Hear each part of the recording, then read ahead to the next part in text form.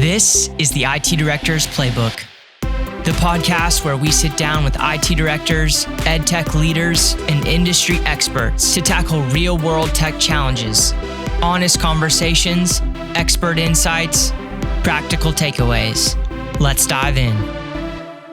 Well, all right, guys. Welcome to the podcast. Thanks for being here. We got Williamson County Schools IT department, the whole crew. That's right.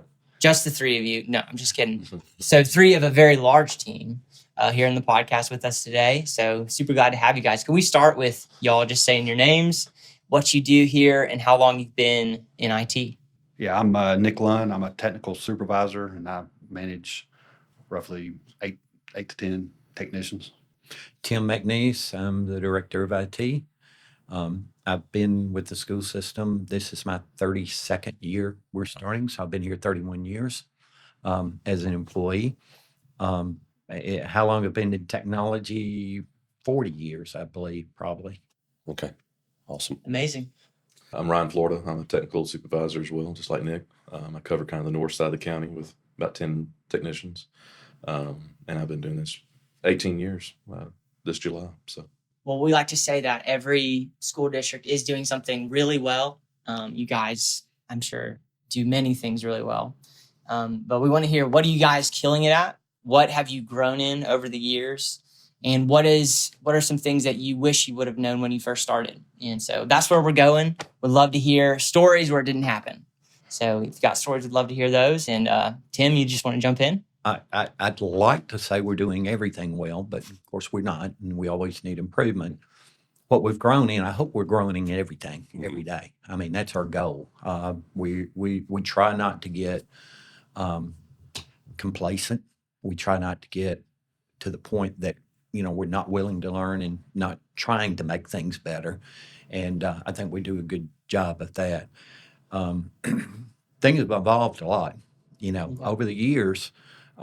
This question would have been answered by many different types of things through the last 4 years, as far as that goes. And we are student-centered. So, one of the things that we like to do is taking care of our students. But being able to do that, we have to take care of our administrators and our staff and make sure they're well equipped with what they need to do. One of the things I think we're doing well right now, I'd like to say, is our networking, our security side.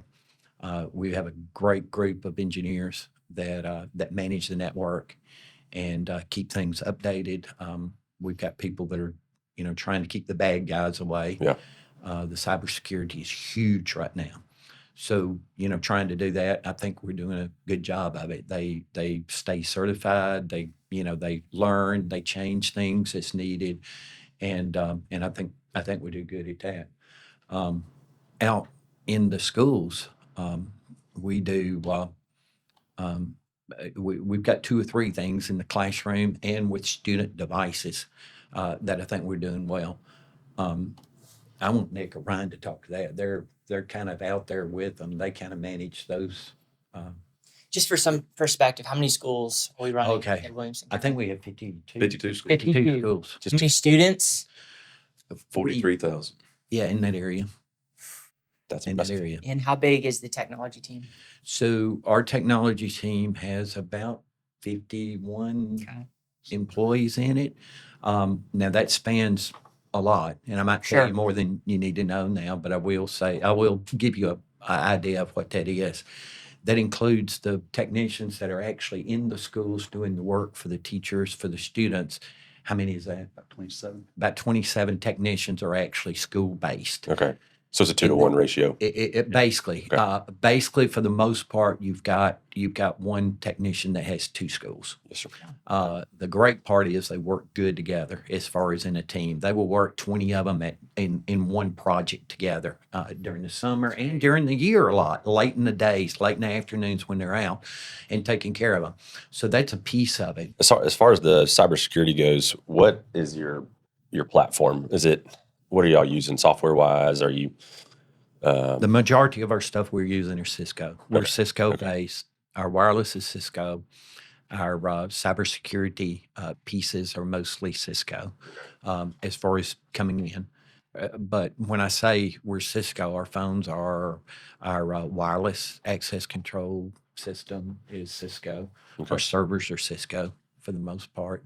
Okay. We use for the students going out and what they can, and with students and staff, filtering them, Sure. going out what they can access. Yep. We use Content Keeper, Okay. and we use Cisco Umbrella on that side, kind of to do filtering. Okay. Going Just for my own curiosity, a school district this large, how many internet circuits do y'all have coming in? And what's your bandwidth on those? Our circuits are we really have two. We have one, and then we have a backup, a disaster recovery side, Okay. and that 20 gig. Okay. 10 on each, or Okay. that's pretty cool. And that's our, it's everything. Our phones, our networking, our computers, but we do split it between the sites when they're not. One of them, either one can be disaster recovery. Sure. But we do split half of it going out one all the time and half basically going out the other one. Okay. It doubles our bandwidth. Okay. Tell us, so cybersecurity is obviously a big one. How many people are in that department here that kind of head up that? Engineering group, we have We have 9 engineers. nine in that group. Okay. So the 9 engineers, any of them can back up other ones as far as that goes. There are 3, probably or 4 that kind of do that Okay. kind of all the time. Nice. They might have other All things of- they're doing too. All of them dabble in it a little bit. Yeah. Okay. But we have a couple that's their main focus, and what they do. But all of them can, and we've got engineers that are primarily switch, configurations, wireless, and they all have different abilities and different jobs, different certifications and things. Okay.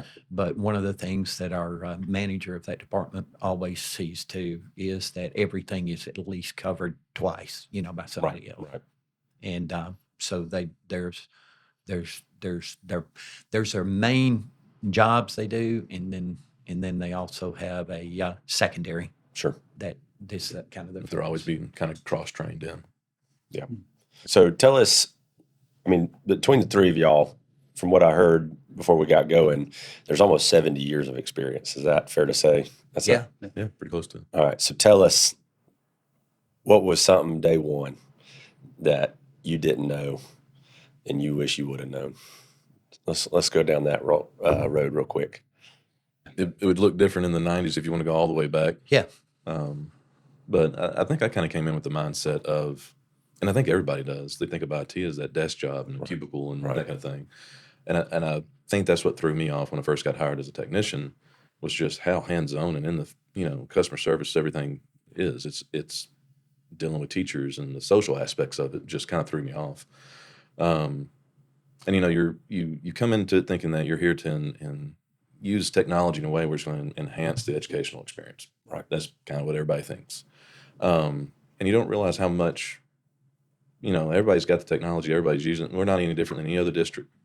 There's probably technology-wise, we might have, a few things that are a little bit better. I don't know. A jumbotron at the football field where maybe a local school district doesn't, but that doesn't really matter. That's not enhancing the educational experience. What enhances the educational experience is the people behind the technology. Right. Having technicians out there in the field that know their stuff, and when the teacher has that question of how do you do this, it can be answered.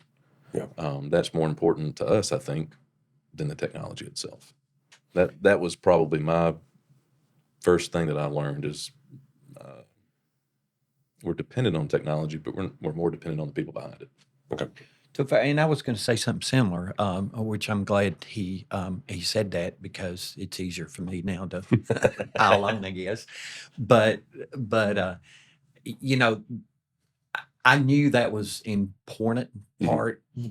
I don't know that 33 years ago, or whatever, whenever I hired some of the first people, that would have been 31 years ago, that it was that important. I don't remember then focusing on that aspect of a personality to know how they could deal with people and things. But I think it got easier to do that, and I'll explain why. I think I was just looking for somebody that had technical computer knowledge Sure. because then you didn't have that many with that kind of knowledge. And you didn't have people to train them. Right. And that's a big difference. So we had to head toward, I had to head toward the technical side of it as far as it goes. Sure. I was lucky because they were the people that could handle, it just worked out that it was.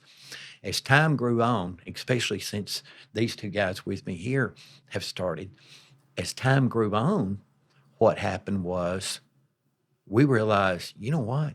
We've got the ability to teach anybody the technical side. Right. We really can do that. What we can't teach is this other side, the loving, caring, sincere, the touch that we want to put with our teachers, with our principals, with our administrators, the one that you can trust to walk in there and talk to somebody and say the right thing. And so that's kind of where we're headed with that. Yeah. And because what happened is everybody got a little everybody now pretty much has some technical knowledge, they can get. You didn't have that back 31 years ago. You're talking to people that never even touched a computer then, seriously. Right. But then now we've got that ability to be able to do that, and that's our focus. Now we'll know when we interview somebody whether they can learn that side or not, I think, but that's not really where we're pushing. So we know that now more than ever. Yeah. And I think it's huge. What you Nick? The thing I wish I knew when I got started was that it's okay not knowing it all. Yeah. Because that was not having really a technology background. I felt a lot of pressure not knowing everything, and then over time I realized, okay, it's constantly changing and evolving, and I've got it's a continuing learning thing, over and over. So as I got more comfortable with what I didn't know, it helped. It's interesting he said that because we've literally interviewed people and offered them a job because we knew they could, and then had to talk them into that they could learn the technical side. We've literally been at that point before, which is really, they have been, and I can think of two cases right now where that happened. They couldn't be a better technician right now for us. So that's awesome. Yeah, it is. Talk about hiring. You guys are in the public sector and us in the private sector. Right. It's the same thing, right? Because we're in the IT world, and when we hire somebody, we've got core values that the company lives by. Sure. And we hire to those. We can teach them the technical stuff as long as they got a certain couple key characteristics there. But yeah, if it's we're going for the culture fit, right? Mm-hmm. More customer service, more team driven. None of this I'm gonna play by my own rules type stuff. So yeah, it's the same hiring woes that you guys go through that we go through. So that's fun to hear. And you brought up earlier, what are things we're good at? He talked about cybersecurity, but I think the relationships and the service is what makes us what we are. We do try to put the student, the teacher, the admin, who we do try to put them first, and we're really good at finding solutions. We got some smart people, we got some real hardworking people, and you don't hear a lot of no's coming from us. We always find a way, and that it starts from the top down. Though it's how he started it, and everybody's kind of just falling in line. That's awesome. So it feels good to be part of a absolutely of a team. 100%. It does. He's humble, but it does. It radiates through a department. Sure, it really does. Yeah. It's funny. This is a technology podcast. We always come back to here. We always come back to that. This is a people job, and like you said, it's enhancing education. It's we experience it every day. I was hired. I didn't know anything about technology. I was hired on a tech job. I didn't know anything about technology. And it's like, it's about our culture, and we hire. You can teach technical skills. Yeah. It's very difficult to teach people skills and integrity and work ethic. And it sounds like I hear it basically every episode as we get to that. We're talking about technology, but we get to this place where it's the people on your team, it's the relationships at the job that matter. And so I'd love to keep speaking into your culture and how you've built that culture. And you've already spoken to it, but what do you guys do to foster those relationships, both in your team and throughout the district? Now I'm going to speak from point of view, and they're gonna. But one of the things that we do our best to do is support our people as much as we can, what they need. What we don't have the flexibility to do is give them pay raises and salary. It's on a schedule. It's set. There's no, you can't reward people with that. We try to, I don't, it's not fake, but we're concerned with them, their families. We'll talk to them about that. And we try to be sympathetic to things they're going through. We'll try to help them, through it, give them time. But I think one of the main things that helps, I hope it helps anyway, what we try to do is we try to act it out. We try to do what we're wanting them to do. Right. And I think as long as we're doing that and they see that pattern and they see what we're doing and how we do it, it is really easy to talk to them. And every once in a while, we do have to talk to an employee about something and how they're handling it. And it's really easy to talk to them when you say, "See, this is how we do it." You've got examples here. Right. It's not like I'm telling you to do something that you're not seeing us do as managers, as supervisors, and that goes for the whole department, all the supervisors in the department. And I think we all do that. That's one of the things that I think that keeps fostering that type of thing. We try not to let anything go too far before, if we have somebody that we think needs to be talked to, and we'll do it fairly early if we need to. So I think being able to recognize that as a problem, and or that could grow into a problem, we'll address that. And that happens. I think that happens. Y'all they probably got I something. think this all kind of stems from Tim. What I would say about that is, we're all kind of close knit. We all kind of know each other. And I think one of the things coming into this that people sometimes don't have in the private sector is when they get here, they realize anybody working here, especially the technician group, engineering group, they're in their groups, but if they need a day off, they've got somebody's going to cover them. Mm-hmm. And when you're off, you're off and you're away from work, and you don't have to worry about it. That's nice. And I think that's where we can kind of separate ourselves. We're with the pay he was talking about. You can go get paid more somewhere else, but you're not going to get the time off, and you're not going to get the when you're home. You're home. Right. The longevity, the benefits of longevity, and all that are good. We think anyway, and we have very little turnover in our department, and I hope it's some of that. Again, the problem is you can't put money in their bank. Yep. You can do other things and try to work with them on things, but And that's across education, though. Everybody knows that. That's the world you're living in. Yeah. 100%. It's a fun place to work. Now I will say this: one of our and we're not just kidding saying this, and I'll tell you an area that hurts for us. Okay. An area we really can't control a whole lot. We all of our people out in the field, and all of us have always tried to say yes. Somebody wants whatever, a bigger monitor. I need my thumb moved over there. I need my desk. We always try to say yes. We try to take care of anything that is going to be efficient. Yep. Now, if they're asking for something silly that just doesn't make sense at all, we wouldn't. But if it's in the realm, we try to say yes to everything. That's just kind of our goal. Mm-hmm. On the networking side, on the security side, we can't say yes. Mm-hmm. And we get that question a lot. Can you do? Can you allow? Can you make? Can you do? And the answer has to be no. And it kind of hurts, but then on the other hand, we know what the answer to yes will become. Right. And we don't want that side. We've got to maintain a safe network as we can.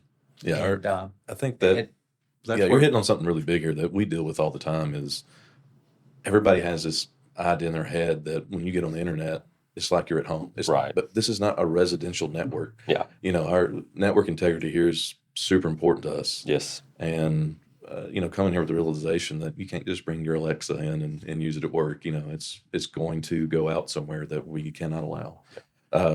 We deal with that kind of stuff all the time. But that's where, And again, where we work hard on the customer service and building a relationship where you can, you've got a good back and forth. So they're going to listen to you a little more. You're not just saying no. You're going to, we have those relationships. The admin, they're our friends at this point. So you kind of can talk and explain things. And it doesn't hurt as much.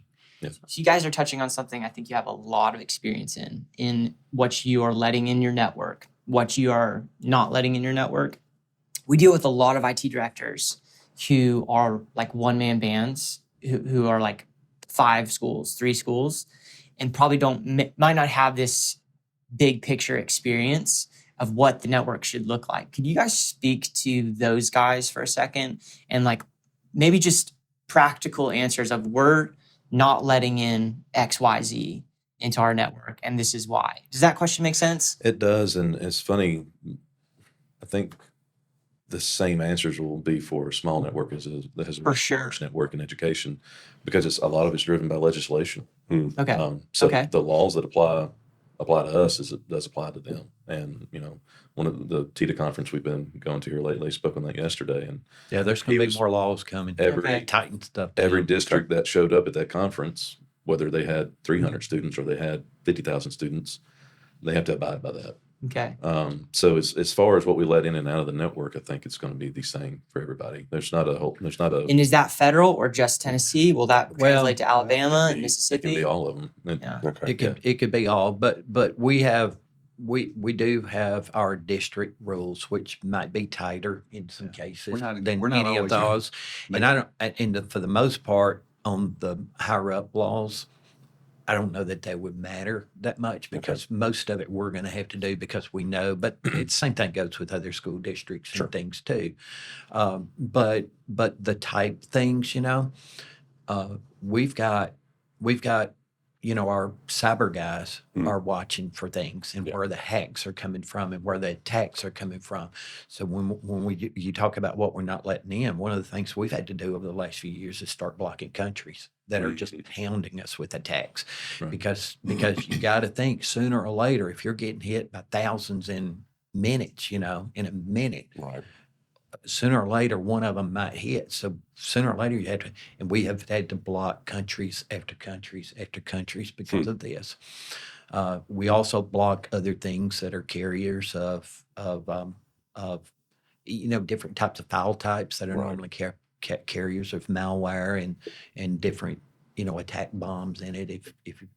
If you want to look at it that way. So there's a lot of things like that we block. We also have to block things for our students. All of our students are on our network. They have their own device. They have a device that we have provided for them. Yep. We not only protect them on those devices here, but when they go home and use them, they're still being filtered through our system. They're on these same filters they would be. And some of those have gotten tighter and tighter and tighter. Kids are if getting you can- smarter and smarter these days. If you can imagine it, we have to protect them as much as we can from the social media. We have to protect them from being able to email outside of the district, other students and the teachers and administrators here in the district, because you don't know who they could be emailing or talking to. Those are the things down to the student level that we have to be Right. very careful with and do the best we can. Do we do it perfectly? No, because it changes all the time. I think our cyber guys do a good job with finding those, locating those, knowing what those things are. And I am not exaggerating when I say those rules are changed daily. Daily. And we're more, though, kind of going back to your original, we're not the ones deciding what's getting done. We're deciding how it's getting done. So It's a good point. we're not really saying, we're not making the decision what needs to be blocked. There's somebody telling us, whether it A be lot of times legislation it or, is. admin or As someone whatever. who's not in the K-12 world, I'm not sure. Like, is 0 social media allowed on your network? Are the students able to get to YouTube? They're So currently.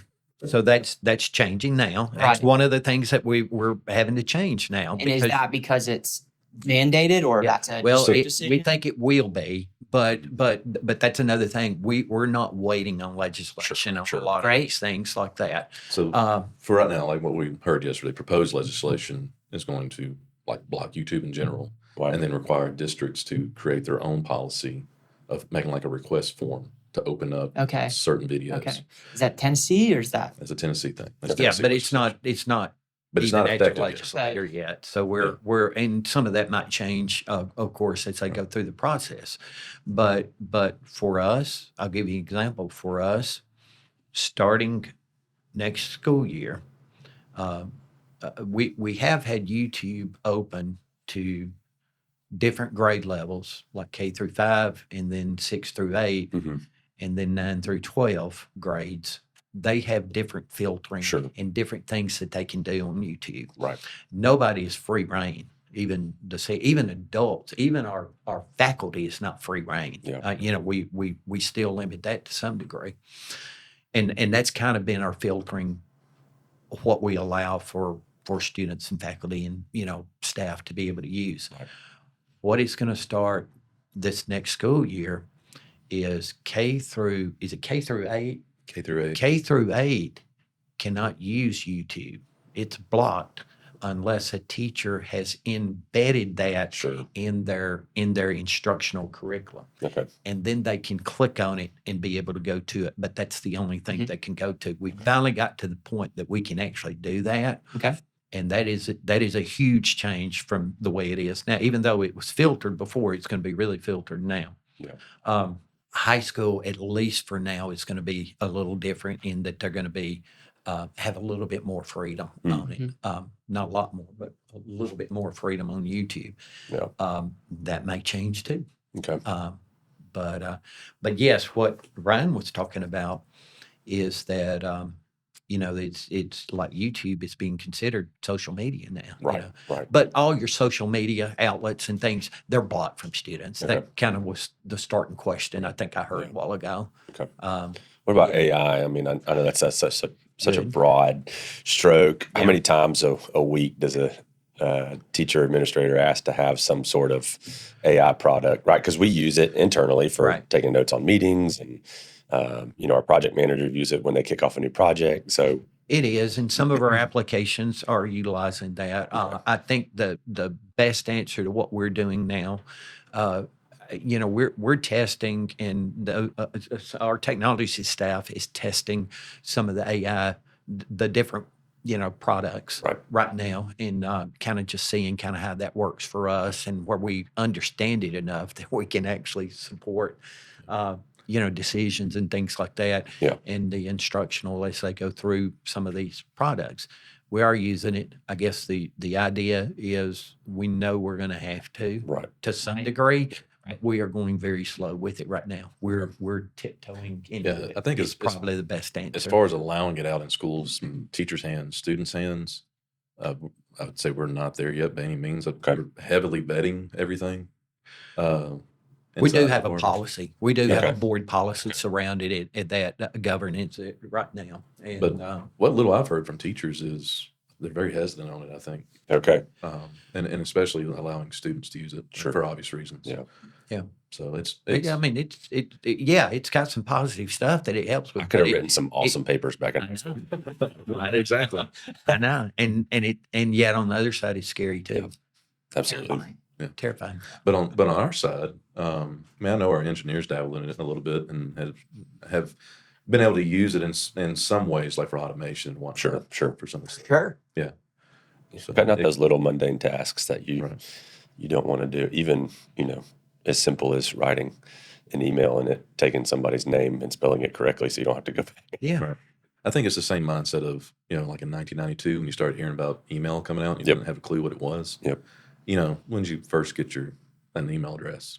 It may have been year 2000 before you actually got one and started using it. I think AI is in that stage right now. I think so too. Like, yeah. We're 10 years out from actually seeing, and who knows when quantum meets AI. I don't want to know that world.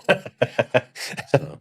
Yeah, we interviewed a district over in North Mississippi, just south of Memphis, and they're using it across the board. I mean, teachers, faculty, they dived in. They dived in. They did. They sure did. So it's funny to right now we're in the Southeast interviewing a whole bunch of different school districts, and it's kind of fun to hear everybody's perspective on what they're doing with it. So we're starting to do some, but again, we're tiptoeing in. Yeah, we're trying to be very careful and very slow and very methodical about it. Cautious.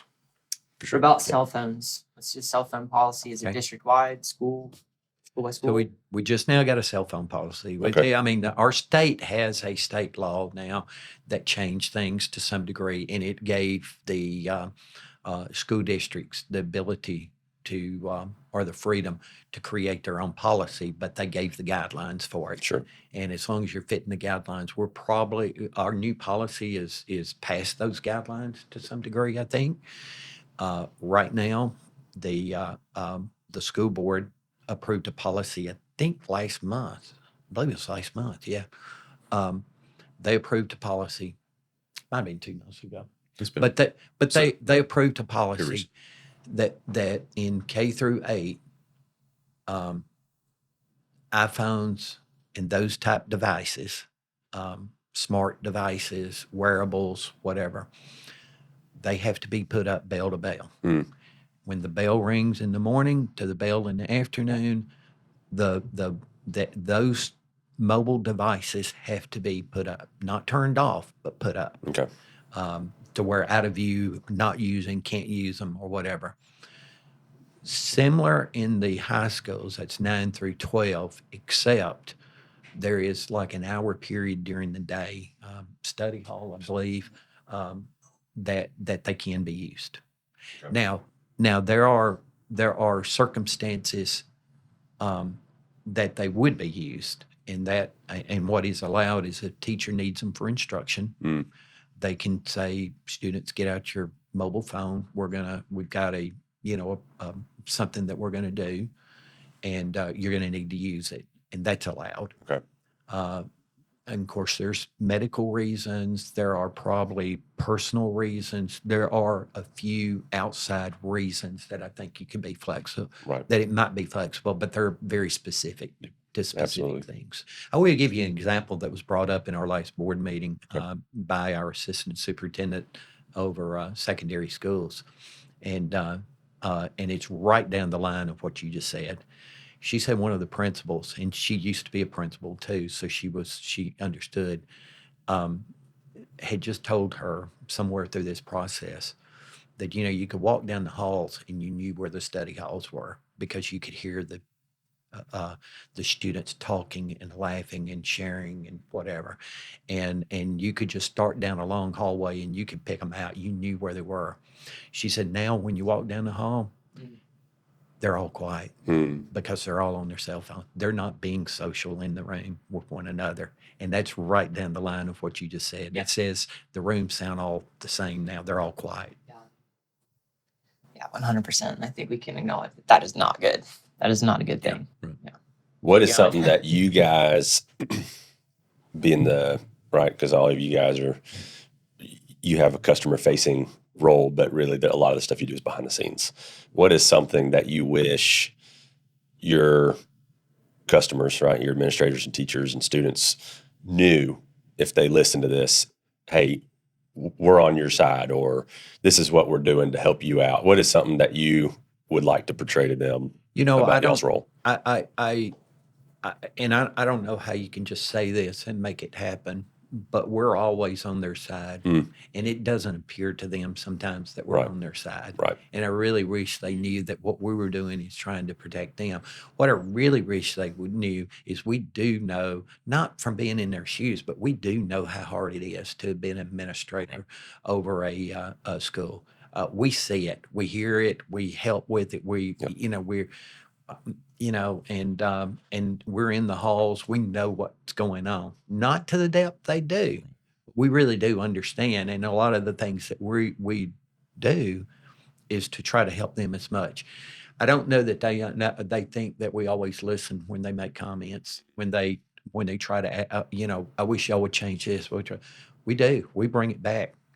We talk about it. We discuss it. We do care. We're not just making a arbitrary Exactly. decision. And if we can make changes, we do. If we can't, we're just not able to. But we do try, and we do. We are staff and student focused, and we want to help them the most we can, both groups, to be able to be efficient, Yeah. functional, and do what we need to continue to make really great.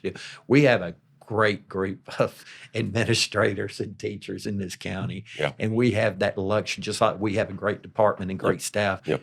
Overall, the entire district has great people Okay. working. And that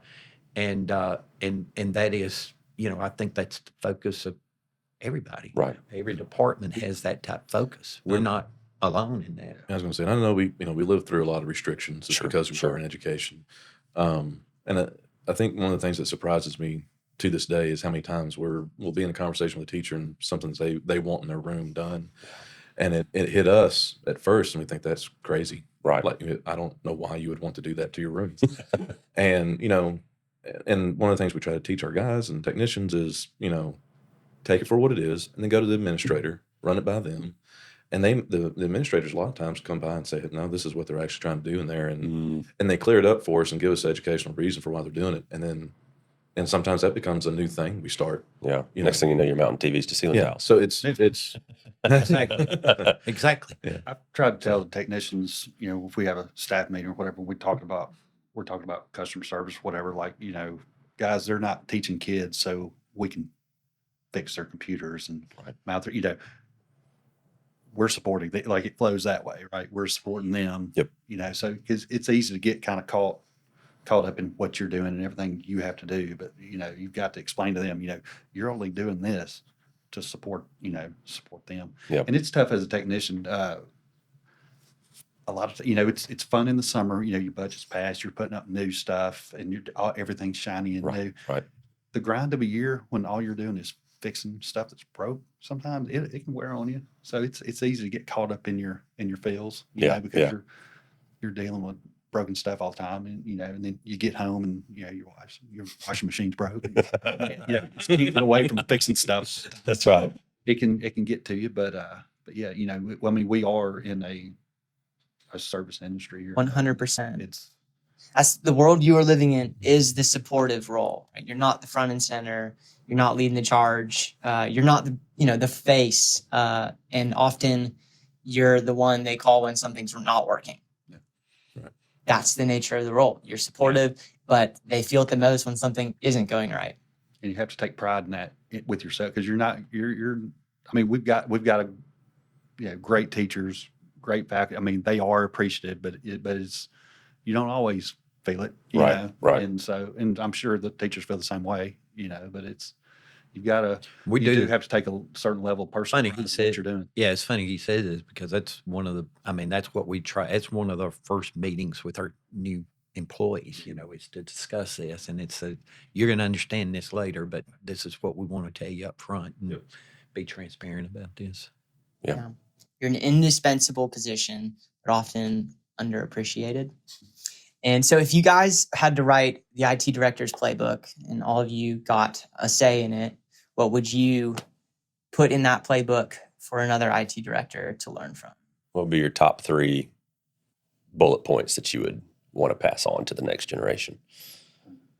Mine wouldn't have anything to do with technology, but it'd be the golden rule, right? Do it to others. Right. So you'd have them do you.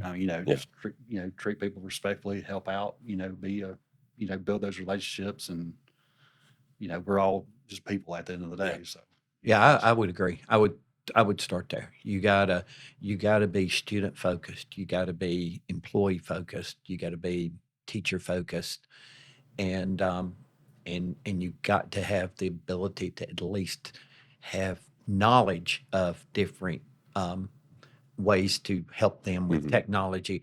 But more than that, you got to have the staff under you that knows it individually and kind of specializes in different things that who to go to be able to find it. I guess one of and I've seen it done different ways, and I've had to change over the years in this position because just the whole evolvement of everything has made me change a little bit. I started in the district 31 years ago, and I did everything. I knew everything. But as things grew, you know what? I don't need to know how to program a switch. Right. I don't need to. I just got to have the right people to know how to do it, and I got to know who to go to. Yep. And so I'm going to quit learning that piece, and I don't need to know how to install a LED interactive panel in the classroom. Now, I might go out and help, but I'm going to ask the ones that are doing it how to do it, and I'm going to learn from them. He does know how to do everything, but I tell you what, he does a good job of letting people do their job. Yeah. Yeah. That's So, And when that works both ways, right? When he's got other people helping him and he's letting them do it, Yeah. that helps take stuff off his plate, but it's also empowering the employee that, Absolutely. hey, my boss is trusting me to do that. Yeah. It works both ways. Yeah. yeah, but on the other hand, too, could I take a computer out of the box and get it on the network and program? Probably, but you know what? It's going to take me 5 times longer Yeah. than it does the guys that are doing it every day. Right. If I got a brand new computer in for my office right now, I wouldn't install it. I would get somebody. I would get one of the guys that knows how to get the right Yeah. versions of the firmwares and things like that, and get this thing settled right, because we can get it done quicker that way. So a lot of it is efficiency. Talking about a new director, though, if you were writing a playbook for them, that's what I was getting to. That's what I probably try. Don't try to do everything. Yeah. Can't. You can't. But there are some that still do. There are some that have got that low. I don't know. I'll get with that later. I get with that. And I get it, because it's hard to release things. It is. It's hard to let things go. It's hard not to be in the middle of every single thing. But over time, I've learned the best way to do it is get the right people in the right places and just turn it over to them. People you trust around you. I think a good analogy to it would be kind of like a restaurant. A restaurant can have the best plate of food in town, Right. and be all about the food. And we could be that way. We're super privileged to be in the county that we are and have the technology that we do and provide that food. But if it's a line out the door, Yeah. and if the people don't greet you, Yeah. and if it's those aspects that we've found are more important to the district than the technology Yeah. itself. I don't Yeah. care about going and eating at the best place in town if I've got to wait 2 hours to get in, Right. and if I'm not going to be treated right. It's Yeah, that kind of mentality. Absolutely. And this is not to release responsibility. You still have full absolutely. responsibility. If something goes wrong, it's not the one that you turned it over to. It's back on you. I've never done it to release responsibility, Right. but I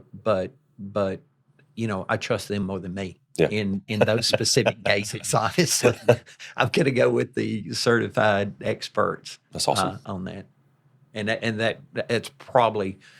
Those two things together Okay. that we just discussed are probably the main 2 things that I would like for IT director to know. That's awesome. We appreciate you guys. Yeah. Thanks for doing this. Yeah. Thanks, guys. Appreciate it. All right. Awesome.